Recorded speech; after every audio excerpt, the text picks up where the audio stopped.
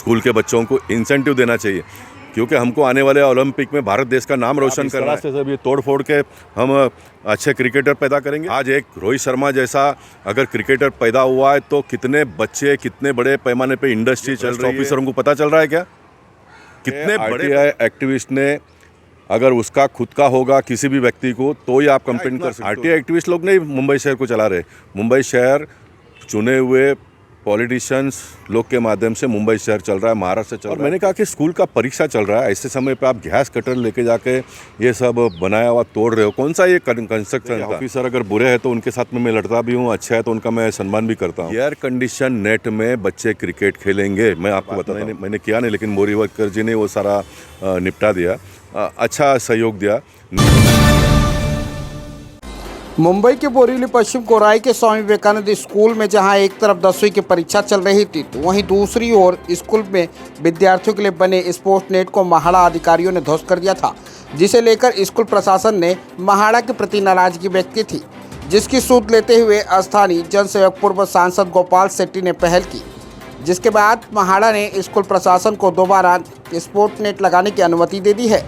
ऐसे में गोपाल शेट्टी ने एक तरफा महाड़ा के कुछ अधिकारियों की अनदेखी के प्रति नाराजगी व्यक्त करते हुए दूसरी तरफ स्कूल प्रशासन को अनुमति देने वाले अधिकारियों का आभार भी व्यक्त किया है।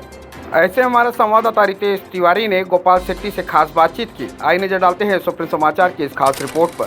10वीं परीक्षा के दरमियान स्वामी विवेकानंद स्कूल में स्पोर्ट्स के नेट को तोड़ दिया गया। ऐसे में इसका संज्ञान लेने यहाँ पर जनसेवक गोपाल शेट्टी पहुँचे हुए हैं, उनसे हम बात करेंगे। शेट्टी साहब, कहीं ना कहीं पहला संज्ञान आपने लिया है और उसका प्रयास कहीं ना कहीं सफल भी हुआ है, क्या कहना चाहेंगे? नहीं, देखिए, ये स्कूल का नाता मेरे साथ में 1991 से है।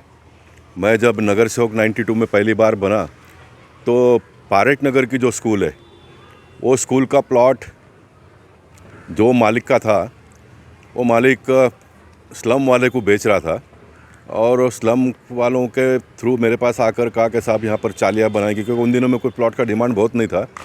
तो मैंने कहा कि नहीं, स्कूल का प्लॉट है तो चाली में बिल्कुल बनाने नहीं दूंगा। मैं नगर सेवक नया नया बना था तो मेरा उतना कोई दबदबा नहीं था, मेरा हिम्मत, मेरा काम करने का तरीका तो पहले से अलग था, लेकिन नगर सेवक करके मैं बहुत नया था। तो आपको आश्चर्य लगेगा, मेरे को अनऑथराइज करने वाले ने ये बताया कि सब, मैंने कहा कि नहीं, बिल्कुल नहीं, मैं कंप्लेंट करूँगा। तो अनऑथराइज करने वाला बोल साहब आप कंप्लेंट करो, आपको घर बैठे आपका जो भी हिसाब किताब पहुंचा देंगे हम। मैं फिर बहुत एक्साइट हो गया और फिर मैंने उसको बहुत डांटा ज़ोर से। तो फिर उसने मुझे कहा कि साहब मैं क्या करूं इस प्लॉट को रख के, मुझे आप कोई गिराक दे दो, कोई लेता भी नहीं। बोला हाँ, इसमें मैं आपको मदद करूंगा। फिर योगेश पटेल के पिताजी को उन दिनों में मैंने बात किया। योगेश पटेल के पिताजी ने प्लॉट लिया, स्कूल बनाया, और आज ये स्कूल में 15,000 बच्चे पढ़ते हैं, दोनों गोरई और पारेख नगर का मिलकर। और पारेख नगर के स्कूल से रोहित शर्मा जैसे बड़े बड़े प्लेयर होकर निकले और इतना बढ़िया सब चल रहा है।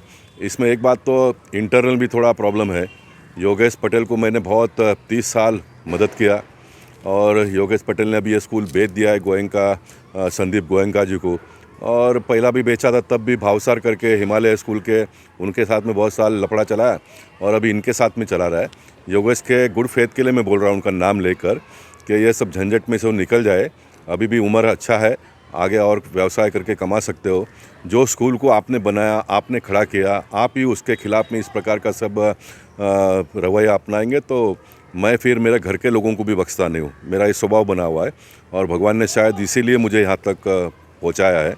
मैं जो सही है उनका साथ देता हूँ, और मैं आने वाले दिनों में अगर गोयनका जी सही है तो गोयनका का साथ दूंगा। योगेश पटेल आकर मुझसे कहेगा कि उनसे कुछ व्यवहार में कमी ज़्यादा हुआ है तो डेफिनेटली उसके बारे में बात करूंगा।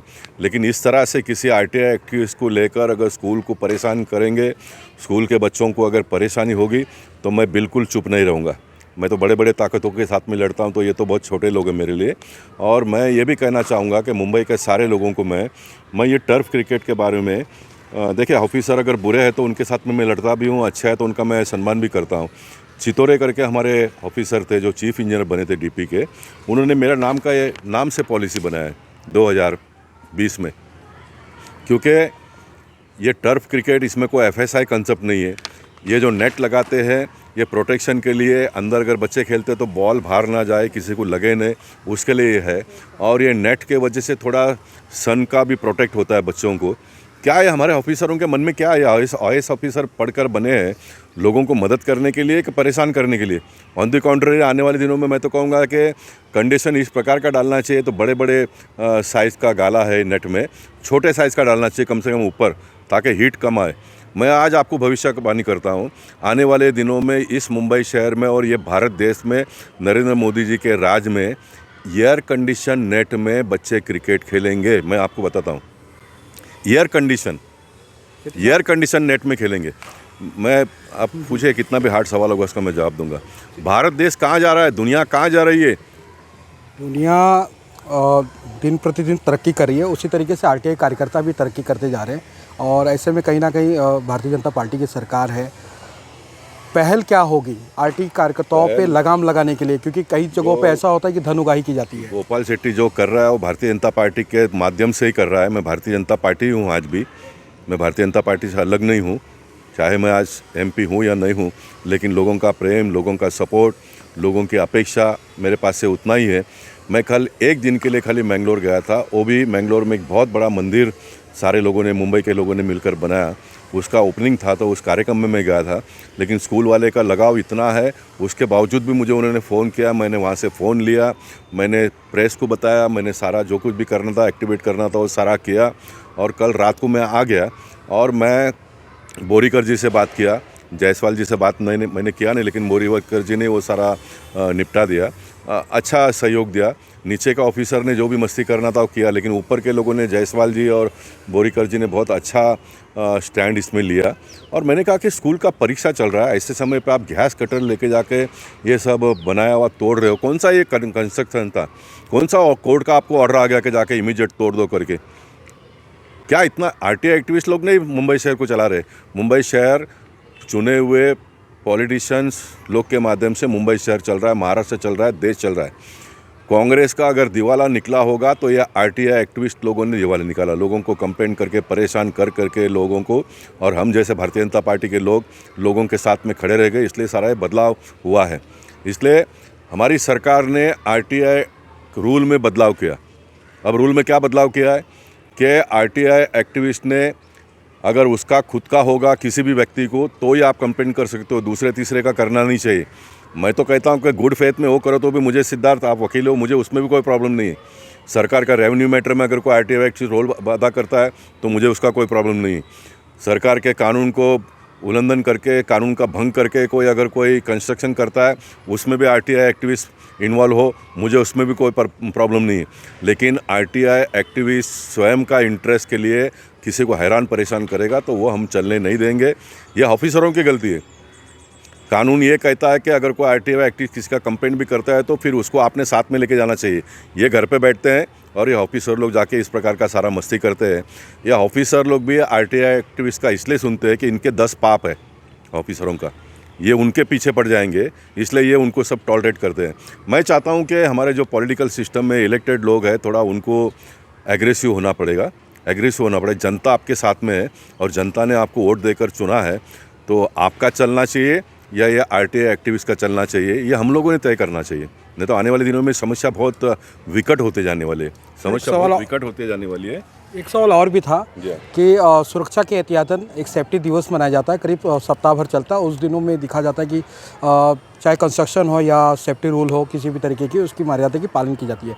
लेकिन जब यहाँ पे थोड़ा कार्रवाई हो रही थी, प्राइवेट मजदूर करीब 60 फीट के ऊपर में without safety belt, without safety helmet, और वो अपने कार्य को अंजाम दे रहे थे, और पुलिस प्रशासन वहाँ पे मौजूद है, महाड़ा के अधिकारी मौजूद है। ऐसे में आपका स्टेप क्या होगा? देखिए, मैंने पुलिस के लोगों को भी, डीसीपी को चिट्ठी लिखकर ये बात की इन्फॉर्मेशन दी है कि कोई कभी कभी महानगर पालिका के भी भ्रष्ट अधिकारी पुलिस लोगों का मदद लेकर ये सारा करते हैं।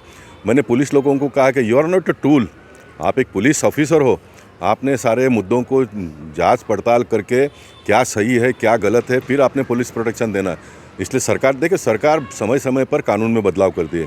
इसलिए सरकार ने इन दिनों में लोकल पुलिस के पास से पूरा अधिकार ले लिया, डेप्यूटी पुलिस कमिश्नर को ये पूरा अधिकार दे दिया, उसके पास अप्लाई करके फिर वो पुलिस देते हैं, फिर लोकल पुलिस आते हैं। इतना किया है, लेकिन जितना सरकार आगे जाती है, ये गलत करने वाले एक कदम उससे भी आगे जाते हैं। तो जो इलेक्टेड लोग हैं, उससे 2 कदम आगे जाने की आवश्यकता है, तो लोगों को न्याय मिलेगा। मैं आपको बताता हूँ ये मामला लगभग समाप्ति की ओर है। बोरीकर जी और जायसवाल साहब ने इसको समाप्त कर दिया है, आज के आज रिटर्न परमिशन दे दिया है। मैं आपको बताता हूँ, देखो सिस्टम का ऐसा और लोगों को डर जरा भी नहीं है। मैंने 32 साल बोरीवली को और उत्तर मुंबई को 10 साल चलाया, लेकिन मैंने ऐसा बिल्कुल कभी भी होने नहीं दिया और ऑफिसर ने भी इस प्रकार का हिम्मत कभी भी नहीं किया। स्कूल ने परमिशन मांगा 2022 में, परमिशन टर्फ क्रिकेट खेलने का परमिशन 1 साल के बाद में माड़ा के लोग देते हैं, ठीक है। अब 12/1/2023 को परमिशन समाप्त होने वाला था। स्कूल ने 12/11 को 1 महीना पहला माड़ा को बता दिया कि हमारा परमिशन ख़त्म हो रहा है, आप इसको रिन्यू करो करके। वो रिन्यू नहीं करते हैं, 15 दिन के पहले नोटिस दे देते हैं और कल आकर कार्रवाई कर दिया। मतलब कहाँ है लोकशाही? ये लोकशाही का मजाक है। मैं कहूँगा कि इलेक्टेड रिप्रेजेंटेटिव्स का ये मजाक है। और मैं भले आज इलेक्टेड रिप्रेजेंटेटिव नहीं हूँ, लेकिन 32 साल मैं इस पद पर काम किया, इसलिए मैं इसको बिल्कुल इस प्रकार के मस्ती करने वाले ऑफिसरों को बिल्कुल छोड़ूंगा नहीं। लेकिन आज जायसवाल जी और बोरीकर जी ने इस मुद्दे को समाप्त कर दिया। आज के आज उन्होंने लिखित परमिशन दे दिया है। मैं ये वीडियो इसलिए बना रहा हूँ कि सारे मुंबई शहर के लोगों को ये पता चले। बिल्कुल किसी ने डरने की कोई आवश्यकता नहीं है। मैं आने वाले दिनों में मोदी जी को चिट्ठी लिखूंगा, देवेंद्र फडणवीस जी को चिट्ठी लिखूंगा और मैं इस प्रकार का एक नया पॉलिसी बनाने का प्रयास करूंगा। सिद्धार्थ शर्मा हमारे वकील मेरे साथ में खड़े हैं। मैं चाहूँगा कि इस प्रकार के केसेस में गवर्नमेंट ने इंसेंटिव देना चाहिए स्कूल को, स्कूल के बच्चों को इंसेंटिव देना चाहिए, क्योंकि हमको आने वाले ओलंपिक में भारत देश का नाम रोशन करना है। क्या आप इस तरह से सब ये तोड़ फोड़ के हम अच्छे क्रिकेटर पैदा करेंगे? आज एक रोहित शर्मा जैसा अगर क्रिकेटर पैदा हुआ है तो कितने बच्चे, कितने बड़े पैमाने पे इंडस्ट्री चल रही है, कितने लोगों को रोज़गार मिल रहा है, कितने बड़े पैमाने पे टैक्सेस गवर्नमेंट को मिल रहा है। ये भ्रष्ट ऑफिसरों को पता चल रहा है क्या? कितने बड़े पैमाने पे टैक्सेस मिल रहा है। सर, सरकार आपकी है, भारतीय जनता पार्टी की सरकार है, सरकार अहम जनता कदम की है, सरकार जनता की है। देखिए कभी कभी ये मीडिया के लोग, आप लोग इस तरह से किसी को रॉन्ग बॉक्स में पकड़ते हैं तो फिर वो बात आगे बढ़ती नहीं है। आप क्यों नहीं सरकार के बनते हो? ऐसे समय पे आपने भी पब्लिक का बन जाना चाहिए, मैंने भी पब्लिक का बन जाना चाहिए। सरकार, मीडिया और रिप्रेजेंटेटिव तीनों अगर एक साथ में आ जाएंगे तो ये चौथा व्यक्ति जो मस्ती कर रहा है ना, उसका बिल्कुल नहीं चलेगा, बिल्कुल नहीं चलेगा। ये तो ठीक है, मैं तो बहुत आउटस्पोकन हूँ इसलिए बता देता हूँ। नहीं तो सरकार मेरी है, सरकार क्या करेगी? सरकार कानून बनाती है ना। आज सरकार का डर है, महाराष्ट्र का विधानसभा चल रहा है, इसलिए तो एक दिन में मुद्दे को समाप्त कर दिया ना। उसमें स्वाभाविक है मीडिया के लोगों का भी हाथ रहा है। आप लोगों ने हाईलाइट कर दिया, टाइम्स ऑफ इंडिया में आ गया, नवभारत में आ गया, अन्य पेपर में आएगा, एबीपी न्यूज़ में आ गया, बहुत सारे लोगों ने मदद किया, इसलिए तो ये मामला ख़त्म हो गया एक दिन में। इसलिए मैं मानता हूँ कि पब्लिक के इस प्रकार के मुद्दे में हम सब लोगों ने साथ में आना चाहिए। एक कोई ऑफिसर अगर इस प्रकार से मस्ती करता होगा तो उसको रॉन्ग बॉक्स में पकड़ो, सरकार को मत रॉन्ग बॉक्स में खड़ा करो। सरकार कर रही है अपने ढंग से काम। जहाँ ये थे हमारे साथ गोपाल शेट्टी। कहते हैं कि राह भले ही कठिन हो और सत्य की राह हो तो वो आसान हो जाती है। ऐसे में गोपाल शेट्टी के अथक प्रयत्नों से कहीं ना कहीं 2 दिनों में, महज 2 दिनों में इस समस्या का हल भी निकला और महाड़ा ने इसकी अनुमति दे दी। ऐसे में हमने और भी स्कूल प्रशासन के लोगों से बातचीत की, लेकिन वहाँ पे उन्होंने कहा था कि कई सारे प्रतिनिधियों को उन्होंने उस दौरान फ़ोन भी किया, लेकिन रिप्लाई में एक गोपाल शेट्टी सामने आए। अब देखना ये होगा कि आने की पहल कैसी होती है। कहीं ना कहीं आप लोगों के संघर्ष को अब सफलता मिल चुकी है, क्या कहना चाहेंगी खास? मैं बहुत शुक्रगुज़ार हूँ गोपाल जी का भी, जिन्होंने इंटरवीन करके हमारी मदद की है और जिन्होंने अग्रसर होकर इस मामले में पैरवी की है। और हमारे जो वीपी सर है माड़ा के, संजीव जायसवाल और बोरीकर सर ने आज का इस मामले को काफ़ी आगे मतलब ख़त्म करने के लिए काफ़ी कोऑपरेट किया है और इस मामले की नाजुकता को समझते हुए बहुत अच्छी तरीके से इसको समापन पे लाया है। तो I am very thankful for all of them. एक खास थैंक यू मैं सुप्रीम समाचार को, नवभारत टाइम्स की, जिन्होंने मेरी ये आवाज़ पहुंचाई है और इसके लिए बहुत बहुत धन्यवाद, ताकि हमारा मामला जल्दी सुलझ गया है। Thank you so much.